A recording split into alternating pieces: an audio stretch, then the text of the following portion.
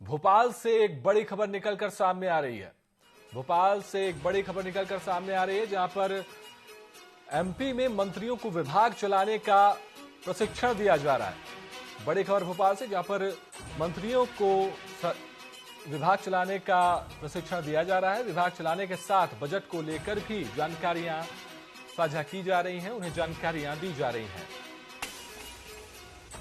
Doctor CM Mohan Yadav मंत्रियों के प्रशिक्षण कार्यशाला में मौजूद हैं।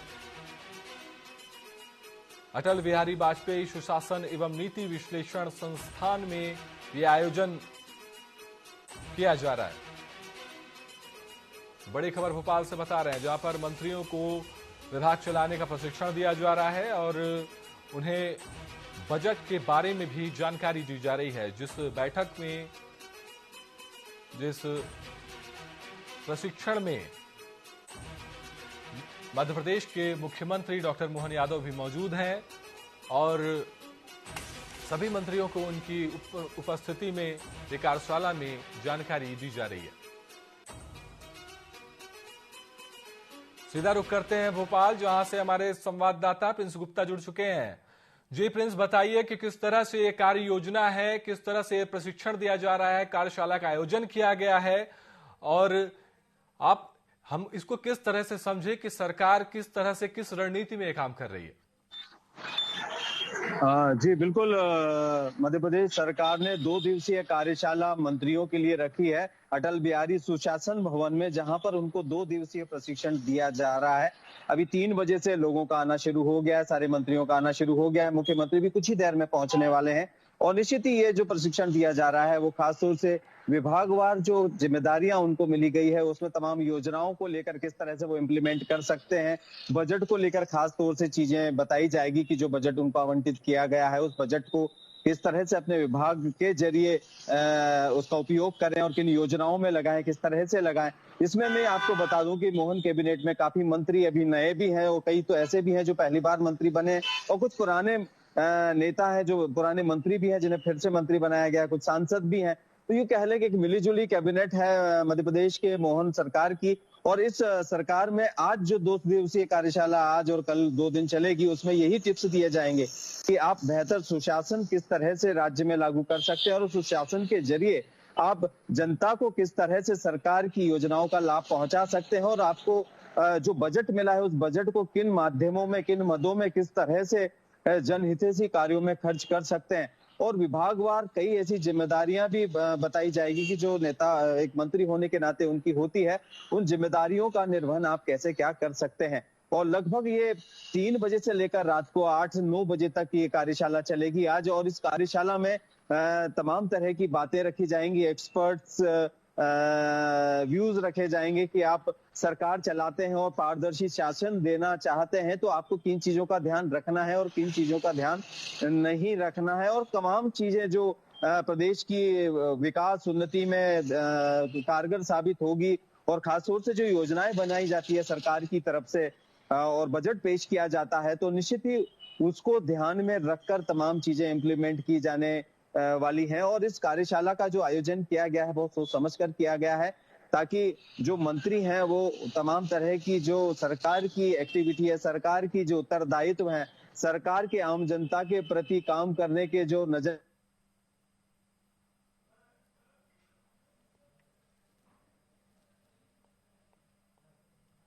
इस तरह की जो चीज कारगर सिद्ध होती है।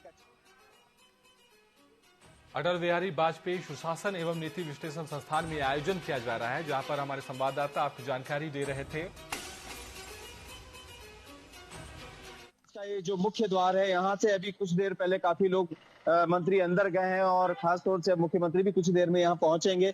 और विशेष तौर पर ये जो भवन है निर्माण किया गया था और यहाँ इस तरह से सरकार की नीतियां बनाई जाती है और फिर उनको इम्प्लीमेंट किया जाता है। सरकार की रीतियां तय की जाती है कि किस तरह से सरकार काम करेगी, कितने जनहितैषी काम, जनता की उन तमाम समस्याओं को ध्यान में रखकर भी रीतियां नीतियां बनाई जाती है। तो जी बहुत सारी बारीक चीजें हैं जो मध्य प्रदेश के विकास और तमाम तरह की चीजों को लेकर सहायक होगी। कई चीजें अभी सामने आई है कि भारतीय जनता पार्टी ने जब से सरकार बनाई है तो 4 जातियों में विभाजित किया। जैसे प्रधानमंत्री मोदी ने भी कहा है कि गरीब, महिला, युवा और किसान, तो इन लोगों को फोकस में रखकर इस बार सरकार काम कर रही है। और कहीं ना कहीं रूट लेवल पर, जमीनी स्तर पर काम किस तरह से किया जाना है, ये भी डिसाइड किया जाएगा कि आपके पास जो अधिकार हैं, आपके पास जो योजनाएं हैं, उनका इम्प्लीमेंटेशन पारदर्शिता के साथ कैसे किया जाए, किस तरह से आम आदमी को, बिल्कुल आखिरी छोर के आदमी को उसका लाभ मिले और उससे उसको फायदा हो,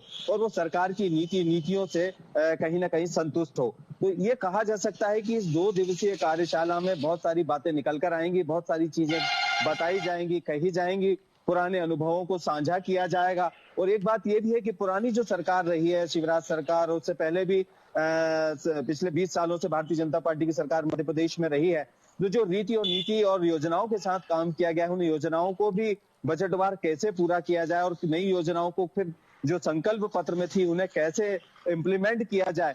क्योंकि कहीं ना कहीं एक घाटे की सरकार बताया जा रहा था, पिछली सरकार कर्ज लेकर भी सरकार चलाई जा रही थी, काफी कर्ज लिया गया था, और अब चूंकि कर्ज भी पटाना है और सरकार भी चलाना है और संकल्प पत्र में किए वादे भी पूरे करने हैं, तो बड़ा टास्क और बड़ी चुनौतियां मध्य प्रदेश सरकार के सामने इस वक्त देखने को मिलेगी। और आने वाला समय बड़ा चुनौतियों और परीक्षाओं वाला होगा मध्य प्रदेश सरकार का, क्योंकि तमाम वादे भी पूरे करने हैं और पिछली योजनाओं को भी चलाना है और नई सरकार की रणनीति और नीतियों को भी लागू करना है। तो निश्चित ही इस कार्यशाला में वो तमाम चीजें निकल कर आएगी, वो तमाम चीजें बताई जाएगी जो एक बेहतर सुशासन, पारदर्शी सुशासन के लिए कारगर साबित होगी। और आने वाले समय में ये हमें देखने को मिलेगा कि अगर इस तरह की आयोजन अगर कोई सरकार करती है तो उसका फायदा कितना दूरगामी होता है और कितना राज्य की जनता के लिए हितकर होता है। अभी हाल ही में लोकसभा चुनाव भी आने वाले हैं, तो लोकसभा चुनाव को भी ध्यान में रखकर इस कार्यशाला में बहुत सारी चीजें बताई जाएगी कि आप वो रीति, नीति और योजनाएं बनाइए जो आम आदमी को कनेक्ट करे और कहीं ना कहीं केंद्र में भी सरकार बनाने में सहायक हो, ताकि राज्य को और फायदा मिले केंद्र सरकार का।